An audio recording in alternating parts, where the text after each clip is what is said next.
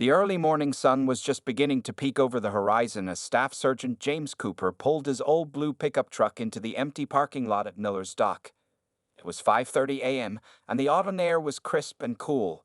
James liked coming to this spot early, before anyone else arrived. After spending 4 tours in Afghanistan, he had learned to appreciate these quiet moments of peace. James was 34 years old, but his eyes looked older. They had seen things that most people couldn't imagine. His strong, lean frame moved with the quiet confidence of a trained soldier as he gathered his fishing gear from the truck bed. He was wearing simple clothes today, worn blue jeans, a gray t-shirt, and his favorite olive green jacket that still had his Army Rangers patch on the sleeve. The wooden dock creaked softly under his boots as he walked to his favorite spot at the far end.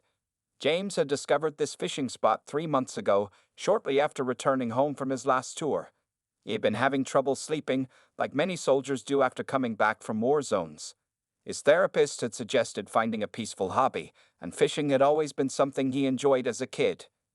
Setting down his tackle box and folding chair, James took a moment to breathe in the morning air. The lake was like glass, perfectly still except for the occasional ripple from a jumping fish. A family of ducks glided silently across the water, and somewhere in the distance, an early morning bird called out to greet the day. James began his fishing preparation with the same methodical precision he had learned in the military. He arranged his gear neatly: hooks, lines, different types of bait, and his thermos of hot black coffee. His movements were careful and organized, a habit that had saved his life more than once in Afghanistan. While setting up his fishing rod, James thought about his team from the Rangers. He had led 12 men in his last tour, and thanks to their training and his leadership, all of them had made it home. He still kept in touch with most of them through weekly video calls. They were more than just fellow soldiers, they were brothers. The first cast of his line made a satisfying splash in the water. James settled into his chair, feeling the tension in his shoulders start to ease. This was why he loved coming here. On the dock, he didn't have to be Staff Sergeant Cooper, a decorated Army Ranger who had led countless missions. Here, he could just be James, a guy enjoying a peaceful morning of fishing. A light mist was rising from the lake's surface as the sun climbed higher. James took a sip of his coffee and watched as his line cut a gentle arc through the water. His mind drifted to the events that had led him to this moment. After 15 years in the Army Rangers, he had seen and done enough for several lifetimes. Now, he was working as a military consultant and training instructor, helping prepare the next generation of soldiers. The first fish of the day tugged at his line just as the sun fully cleared the horizon. It wasn't a big catch, just a medium-sized bass, but James smiled as he carefully unhooked it and released it back into the lake. He had never been one to keep what he caught. The fishing itself was what brought him peace. As he rebaited his hook, James noticed a few early morning joggers passing by on the trail near the parking lot. They waved, and he nodded back politely. The locals had grown used to seeing him here in the early mornings. Some even called him the Ranger in friendly greeting, though few knew the full extent of his military background. Little did James know that this peaceful morning was about to be shattered. The quiet sanctuary he had found at Miller's Dock was about to become the scene of a confrontation that would remind everyone why it was never wise to underestimate a trained soldier, especially one who just wanted to be left alone. The peaceful morning at Miller's Dock lasted until 7:45 a.m. That's when the first rumble of motorcycle engines echoed across the lake. James Cooper's hand paused mid-cast as the sound grew louder. After years in combat zones, he had developed a natural instinct for approaching trouble. 6 motorcycles roared into the parking lot, their chrome pipes gleaming in the morning sun. The bikes were large, custom-made machines with skull designs and dark paint jobs. The riders were members of a local group called the Steel Demons, known for causing trouble in the surrounding towns. The group's leader was a massive man they called Crusher.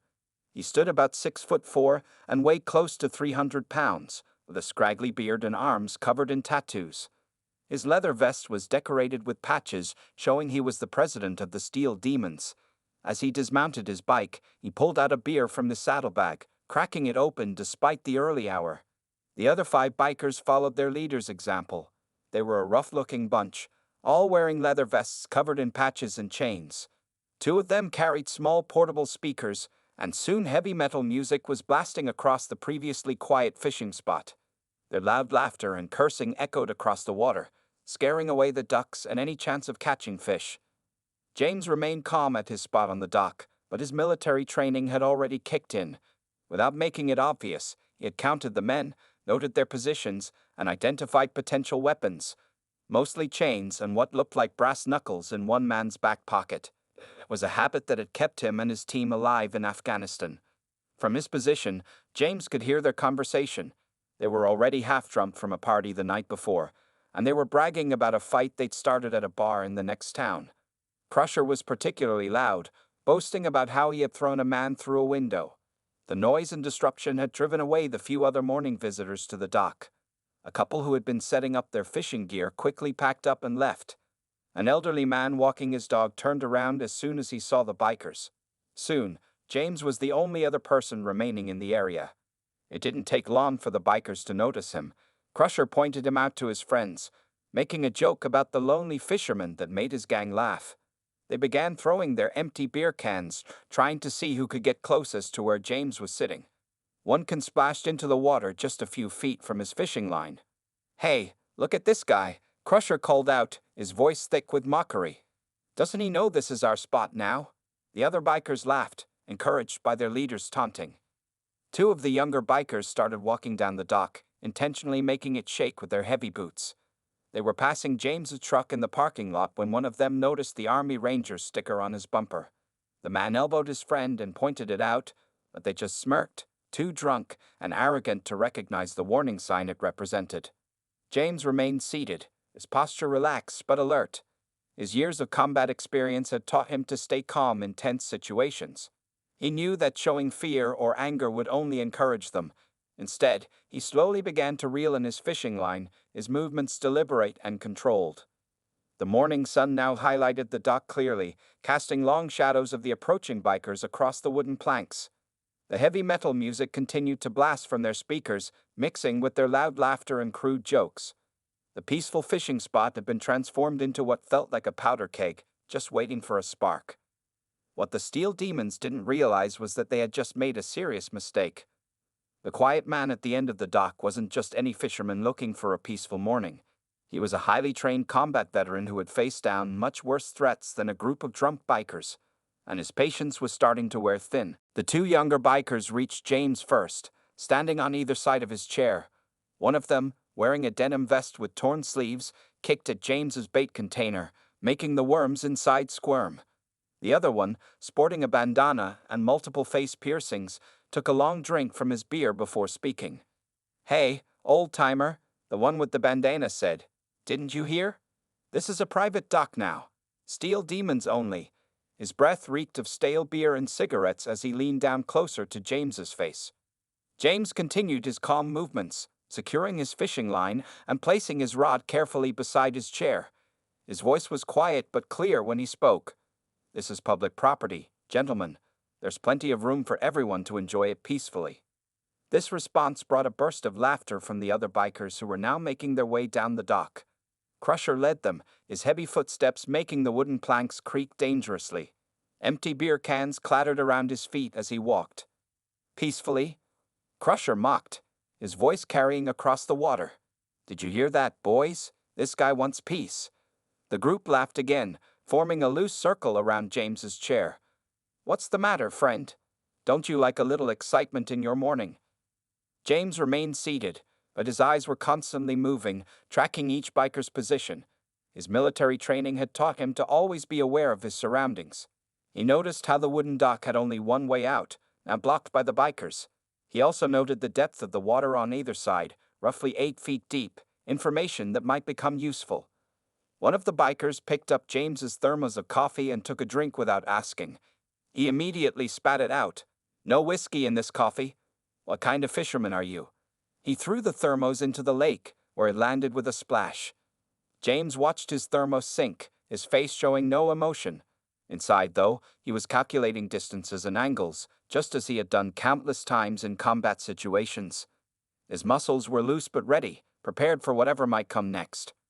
Crusher moved closer, intentionally stepping on James's tackle box. The sound of breaking plastic and crunching fishing gear cut through the morning air. "Oops," he said with a cruel smile. "Looks like your fishing day is over, buddy. Unless..." He pulled out his wallet and made a show of counting some bills. Maybe you can pay a dock usage fee? Let's say $200? The other bikers grinned at their leader's suggestion. This wasn't the first time they had pulled this routine on unsuspecting people. Usually, their victims would either pay up or run away, but James did neither. Instead, he stood up slowly, his movements smooth and controlled. At his full height, he wasn't as tall as Crusher, but there was something about his posture that made a couple of the bikers take a step back. His eyes, which had seemed tired earlier, now held the focused intensity that came from years of combat experience. "I'm going to give you all one chance," James said calmly, looking each biker in the eye. "Walk away now. Go enjoy your morning somewhere else." His voice wasn't loud or threatening, but it carried the unmistakable authority of someone used to giving orders in life-or-death situations. For a moment, there was silence except for the heavy metal music still playing from the parking lot. Even the lake seemed to grow still, as if nature itself was holding its breath. A few of the younger bikers glanced uncertainly at each other, picking up on something in James's demeanor that their alcohol-clouded minds couldn't quite process. But Crusher, either too drunk or too proud to recognize the warning signs, just laughed. He cracked his knuckles and moved even closer to James, using his size to try to intimidate. "Or what, fish boy? What exactly do you think you're going to do?" The tension on the dock had reached its breaking point. James knew that the next few moments would determine how this situation would end. And while he had hoped for a peaceful morning of fishing, his combat-trained mind was already preparing for what would come next. Crusher made his first big mistake when he reached out to grab James's shirt. His meaty hand never made it. With speed that surprised everyone on the dock, James stepped aside, letting Crusher's momentum carry him forward into empty air. "Last warning," James said quietly, his voice carrying the same tone he had used when warning his squad about hidden dangers in Afghanistan.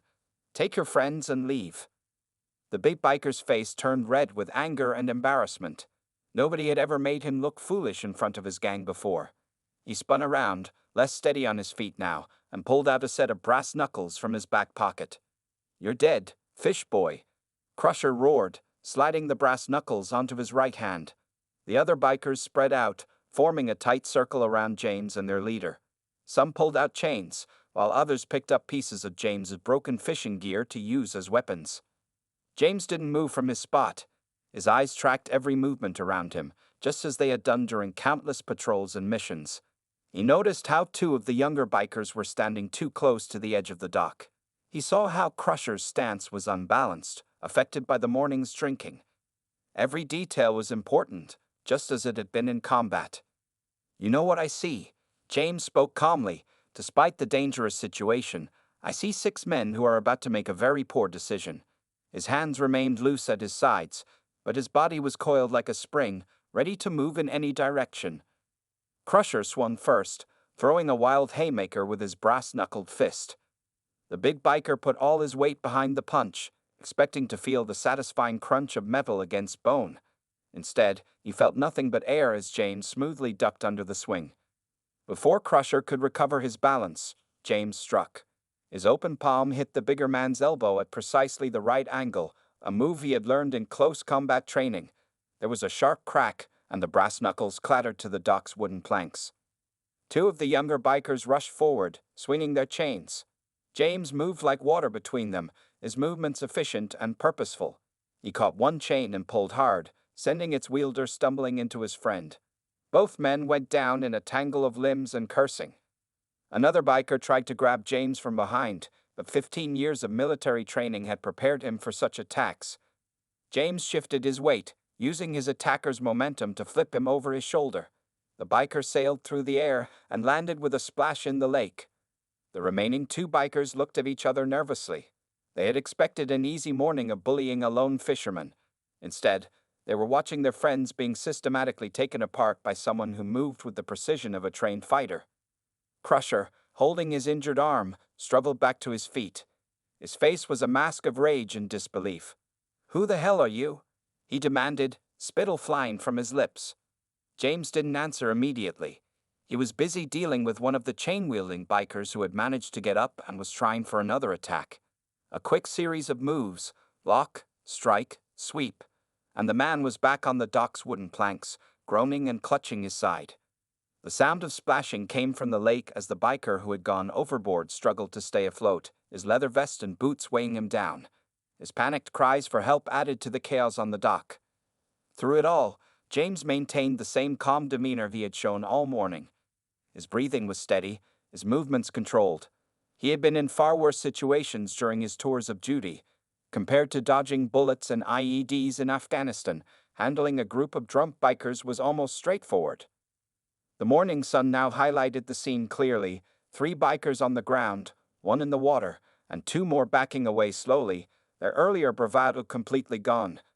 The only sound was the heavy breathing of the fallen bikers and the desperate splashing from the lake. The peaceful fishing spot had become a battlefield, and in less than a minute, the outcome had been decided. But the confrontation wasn't over yet. Crusher was still standing, and his pride wouldn't let him accept defeat so easily. The morning air was filled with groans and the sound of water splashing as the biker in the lake continued to struggle. James knew he had to end this situation quickly before someone got seriously hurt. His military training had taught him that even a one battle needed a proper conclusion. "Someone help me," the biker in the water shouted, his leather vest and boots making it hard for him to stay afloat. His tough guy image was completely gone now, replaced by genuine fear. James made a quick decision. He turned to the 2 bikers who were still standing. "Help your friend out of the water," he ordered, using the same commanding voice that had led soldiers through dangerous missions. "Now." Something in his tone made them obey without question. They rushed to the edge of the dock and reached out to their struggling friend.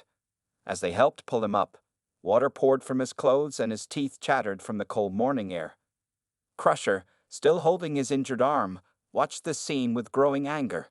His reputation was being destroyed right in front of his eyes. With a roar of rage, he charged at James like a wounded bull, throwing all his remaining strength into one desperate attack. James sidestepped smoothly, years of hand-to-hand combat training taking over. As Crusher stumbled past, James grabbed the back of his vest and used the bigger man's own momentum to guide him. The biker gang leader found himself face first against one of the dock's wooden posts. "Stay down," James advised quietly. "Your arm needs medical attention and your friends need help." But Crusher wasn't finished. Despite his injured arm and bruised face, he pushed himself away from the post. "Who do you think you are?" he spat out, blood trickling from his nose. "Do you know who I am? I'm the president of the Steel Demons." James looked at him calmly. "And I was a staff sergeant in the Army Rangers, with 4 tours in Afghanistan." His voice wasn't boastful, just matter of fact. "I fought against men who were trying to kill me and my team with bullets and bombs. You really want to continue this?" The effect of these words was immediate. The bikers who were still conscious looked at James with new understanding. They had heard stories about Rangers, elite soldiers trained in the deadliest forms of combat. Suddenly, they're mourning a bullying that turned into something far more serious. One of the younger bikers, who had been helping his friend from the water, spoke up. "Crusher, maybe we should just go. This isn't worth it, man." The morning sun cast long shadows across the dock as everyone waited for Crusher's response. The leader of the Steel Demons looked around at his defeated gang. 3 men groaning on the ground, 1 soaking wet and shivering, and 2 others looking ready to run away. Blood continued to drip from Crusher's nose onto his vest. His right arm hung uselessly at his side where James had struck it. But more than his physical injuries, it was his pride that had taken the biggest hit. "My arm," Crusher finally muttered, the fight going out of him. "I think it's broken." James nodded. "It's dislocated. I can help set it, but you'll need to get it checked at a hospital." He stepped forward, his movements still careful but now less threatening. "Will you let me help?" The other bikers watched in surprise as their mighty leader slowly nodded. The same man they had come to bully was now offering to help them. It was a turn of events none of them had expected. James moved with professional efficiency, carefully examining Crusher's arm. "This will hurt," he warned, "but it's better than leaving it dislocated. On 3. 1. He reset the arm with a quick movement before reaching 2. Crusher's yell echoed across the lake, but when it was done, he could move his arm again. The relief on his face was clear, though he tried to hide it behind his usual tough expression. The mood on the dock had changed completely. The morning's violence had been replaced by an uneasy truce, built on newfound respect and the realization that they had severely underestimated the quiet fisherman. The morning was growing warmer as the sun climbed higher in the sky. The dock, which had been a battlefield just minutes ago, was now quiet except for the heavy breathing of the bikers and the gentle lapping of water against the wooden posts. James looked at the scattered remains of his fishing gear, the broken tackle box, the spilled bait, and his fishing rod that had somehow survived the fight. But instead of anger, he felt a familiar feeling, the same one he had when training new recruits in the army.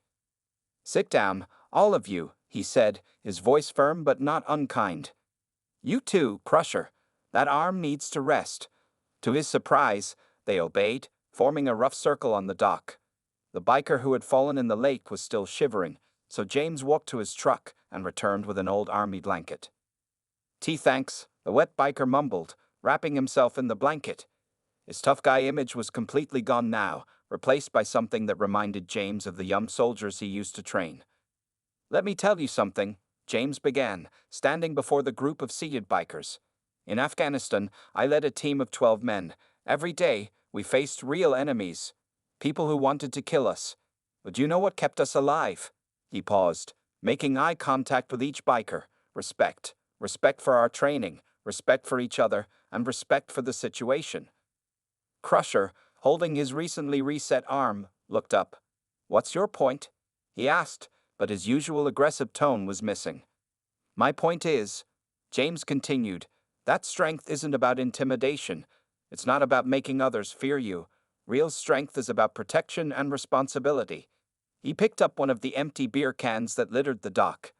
"This morning, you came here looking to prove how tough you were by bullying someone who just wanted to fish in peace." The younger bikers looked down at the wooden planks, shame visible on their faces. Even Crusher seemed to be listening intently now. "I could have hurt you all badly," James said matter-of-factly. "My training gave me that ability. That's not what strength is for. In the Rangers, we learned that the more capable you are of violence, the more important it is to be peaceful." One of the younger bikers raised his hand slightly, like a schoolboy. "Is that why you helped set Crusher's arm? Even after you know?" James nodded. "In combat, I've treated injured enemies. Because once the fighting stops, we're all just people." He looked at their motorcycles in the parking lot. "You got machines built for freedom, but you're using them to take freedom away from others." The morning was fully bright now, and a few early fishermen had gathered at the parking lot, watching the scene on the dock with curiosity. The bikers' reputation in the area was well known, and seeing them sitting quietly, listening to a lone man, was something unusual. "So what now?" Crusher asked, his voice quieter than before. "You gonna call the cops?" James shook his head. "No, but I am going to ask her something." He looked at each of them again. "Next weekend, I'm helping at the Veterans Center in town. They're having a motorcycle rally to raise funds for wounded soldiers. I think the Steel Demons should be there." The bikers looked at each other in surprise. This wasn't the punishment they had expected. "You want us to help at a charity event?" one of them asked incredulously. "Yes," James replied. "Show people that your strength can be used for something good. Maybe some of those veterans could even join your group. Real warriors, looking for a new brotherhood." A thoughtful look crossed Crusher's face. Despite his throbbing arm and wounded pride, something about James' words seemed to reach him. The idea of turning his gang into something more meaningful, something respected for the right reasons, started to take root in his mind. The morning's events had taken an unexpected turn. What had started as a confrontation was becoming something else, a lesson in strength, respect, and the possibility of redemption. The following weekend arrived bright and sunny at the Veterans Center. James stood in the parking lot, helping to set up tables and chairs for the motorcycle rally. He wasn't sure if the Steel Demons would actually show up, but he had hope that his words had made an impact. At exactly 10 a.m., the familiar rumble of motorcycles filled the air. This time, though, it wasn't just 6 bikes, it was closer to 20. Crusher led the group, his arm now properly bandaged after a hospital visit. Behind him rode not only his original gang members but also several new faces. "Didn't think we'd show up, did you, Sergeant?" Crusher called out as he parked his bike. His voice carried none of the mockery from their first meeting. Instead, there was a hint of respect, maybe even a little pride in proving James wrong. James walked over to greet them, noticing the changes in their appearance. The Steel Demons still wore their leather vests, but they had cleaned up. No alcohol in sight, and their usual hostile expressions were replaced with something more purposeful. We, brought some friends, one of the younger bikers said, gesturing to the new faces. Turns out some of our regular customers at the bike repair shop are veterans. When we told them about the rally, they wanted to join. Among the new riders were 3 former Marines, 2 Air Force veterans, and even a retired Navy SEAL. They had their own motorcycles and their own stories, but today they were riding with the Steel Demons. And that's not all, Crusher added, reaching into his saddlebag. He pulled out an envelope thick with cash. We passed the hat around at our usual spots. Figured if we're gonna do this, might as well do it right. James opened the envelope and found over $2,000 in donations. The money would help provide counseling and support services for local veterans struggling to adjust to civilian life. The Veterans Center director came out to see what was happening. Her eyes widened at the sight of the notorious Steel Demon standing in her parking lot. But before she could worry, Crusher stepped forward. "Ma'am," he said, showing unexpected politeness, "we're here to help. Just tell us what needs doing." For the next several hours, the Steel Demons worked alongside the veterans. They helped set up booths, served food, and shared stories with former soldiers. The bikers learned about real combat experiences, while the veterans found a new appreciation for the brotherhood of the road. One particularly touching moment came when the wet biker from the dock incident, whose name was Tommy, spent an hour talking to a young veteran suffering from PTSD. Tommy shared how his own brother had struggled after returning from Iraq, and how riding motorcycles had helped him find peace. James watched all this from the sidelines, helping where needed but mostly observing the transformation. The same men who had tried to bully him a week ago were now showing their better nature.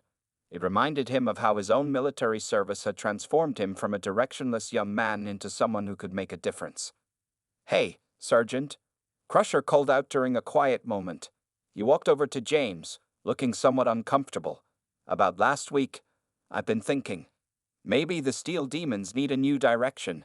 These vets, they understand brotherhood like we do, but they use it for something better." James nodded, understanding what Crusher was trying to say. "Sometimes the toughest battles we fight are with ourselves," he replied. "Deciding to change, to be better, that takes real courage." The other bikers gathered around as Crusher continued. "We were wondering, would you consider being an advisor to our group? Help us set up regular events with the Veterans Center. Maybe teach us some of those moves you used on us." He grinned at the last part, showing he could now laugh at his own defeat. The Veterans Center parking lot had become more than just a gathering place for a charity event. It had become the birthplace of something new, a place where 2 different kinds of brotherhood were coming together, learning from each other, and finding a better path forward. 6 months had passed since that fateful morning at Miller's Dock. The early spring air was crisp as James pulled his truck into the familiar parking lot. This time, he wasn't alone. 5 motorcycles were already parked there, the riders setting up fishing gear along the dock. "Morning, Sergeant." Crusher called out cheerfully. He was wearing the same leather vest, but now it had a new patch sewn on the back, a combination of the Steel Demons logo and a military service ribbon. Under it were the words, "Veterans Brotherhood." The Steel Demons had changed dramatically over the past months. They still rode their motorcycles and looked tough, but their reputation in the community had completely transformed. Instead of being known for causing trouble, they were now recognized for their work with veterans and community service. "Brought coffee for everyone," James said, lifting a large thermos. "And this time, I don't expect anyone to throw it in the lake." This brought laughs from the group, including Tommy, who had become one of the most dedicated members of their Veterans Outreach program. Every Sunday morning, weather permitting, members of the Steel Demons would gather at Miller's Dock for what they called fishing therapy. They would bring veterans who needed peace and companionship, teaching them the simple joy of fishing that James had discovered after his own return from war. "You know," Crusher said as he helped James unload his fishing gear, "I never properly thanked you for that day. You could have just beaten us up and called the cops. Instead, you showed us a better way." James smiled as he watched 2 young veterans, recently returned from overseas, learning to bait their hooks under Tommy's patient instruction. "Sometimes people just need a chance to be their better selves," he replied. The dock had become a symbol of their transformation. The same planks that had witnessed their fight now supported a brotherhood of bikers and veterans, helping each other heal and grow. The Steel Demons had even raised money to help maintain the dock and stock the lake with fish. "Hey, Sergeant," one of the younger bikers called out, "tell the new guys about the time you took down 6 bikers without breaking a sweat." It had become a favorite story among the group, though the details seemed to get more impressive with each telling. James shook his head with a smile. "Better yet, why don't we tell them about last month's fundraiser? The one where the Steel Demons raised $10,000 for the Veterans Medical Fund." Pride showed on every biker's face at the mention of their achievement. The gang that had once terrorized the local area was now its strongest supporter of veteran causes. They still looked intimidating in their leather vests, but now they used that tough image to protect and support those who needed help. As the morning progressed, more vehicles arrived, a mix of motorcycles and cars bringing veterans and their families to the dock. What had started as a small Sunday gathering had grown into a regular community event. There was even a grill set up in the parking lot for afternoon cookouts. "Sometimes I can't believe this is the same place," Tommy said, standing next to James as they watched the dock fill with people. "You know, that morning changed all our lives. Not just because you showed us up, but because you showed us what real strength looks like." James cast his line into the water, enjoying the peaceful moment. The sound of gentle conversation and occasional laughter mixed with the lapping of waves against the dock. This was what he had been looking for that morning 6 months ago, not just peace and quiet, but a sense of purpose and community. Next week's the big Veterans Motorcycle Rally, Crusher reminded everyone. "Steel Demons are leading the ride this year. Sure you won't join us on a bike, Sergeant?" James looked at his truck, then at the line of motorcycles. "Maybe it's time I learned to ride," he said thoughtfully. "After all, you taught me that sometimes the best changes in life come from unexpected places." The morning sun reflected off the lake's surface, creating a golden sparkle on the water. Miller's Dock had become more than just a fishing spot. It was now a place of healing, friendship, and second chances, proof that sometimes the worst confrontations can lead to the best transformations.